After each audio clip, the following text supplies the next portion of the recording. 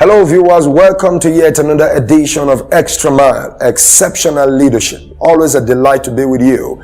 We began a new series a couple of weeks back on overcoming the spirit of fear, a major challenge that every leader has to confront, because the reality for a leader is the desire to always advance the cause of his people, organization, or her people and organization. So as a result of that, they are always confronted with challenges that want to threaten to stop you and to cause you to want to cave in or resign to the situation as it is, instead of changing it to a more better situation. And that is why understanding how fear operates and knowing how to overcome it becomes a necessity for every leader. We've come a long way. We've established the fact that fear comes as a spirit. From the fundamental scriptures we started with, we also established the fact that fear has a way of coming like an offer, which you can either accept or reject. And number 3, we said fear weakens you, strips you of every element of faith and power. The 4th element that is very critical that we need to understand that fear does is that fear nullifies love. Everywhere fear works, it's so difficult for love to also work. If you look at the chapter on love, 1 Corinthians chapter 13 to be precise, in verse 7 of the NIV translation, the Bible says that fear, love, I beg your pardon, always protects, always trusts, always hopes, and always perseveres.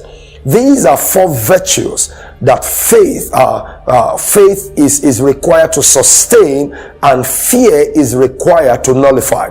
Every time you discover that your trust in a protection, your assurance of a protection is waning, anytime you discover that your ability to commit to people, to believe in people is waning, every time you discover that your capacity for hope, to be hopeful, to be very positive about life is waning, every time you see yourself resigning and giving up instead of persevering, it does mean that love, which is the capacity behind all of these, is beginning to wane and diminish.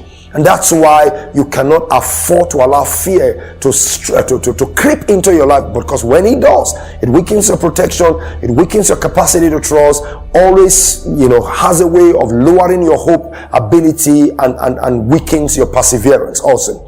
Another element about fear that is very critical is that fear has a way of generating irrational thinking. Those who succumb to fear find themselves thinking irrational. They find themselves believing in things that don't make sense, that don't add up. Oftentimes a number of people use that to be able to put people into bondage, causing them to accept, to do some things, to cave in, to resign to a horrible situation that they ought not to. A few examples in scriptures we support that. In the book of Matthew, chapter 25 and verse 25, in the account of the people that God gave talents, the one that buried his talent came back. When he was confronted, he said, I was afraid, and went and hid thy talent in the earth. Lo, here thou hast that is thine. And the master was wroth with him. How would you bury a talent? Talents are meant to either be utilized so that you can earn more, or at the least, like the master said to him, giving it to the banker, so that when he came back, he would have got some usury or some profit from that talent. But because of the irrationality of his thinking, which was a product of fear, he ended up doing what was unbecoming, what was unthinkable. The same is the example of David, Goliath. You discover that the reason the men of Israel were afraid to engage unlike a David was because they were afraid, and they began to see themselves as unable. The 12 spies, the same thing. When they came back from spying the land, why too Joshua and Caleb were bold enough to say we are well able? They came back and said we were even like grasshoppers in our own sight. What are you afraid of? Stay tuned, because I will continue.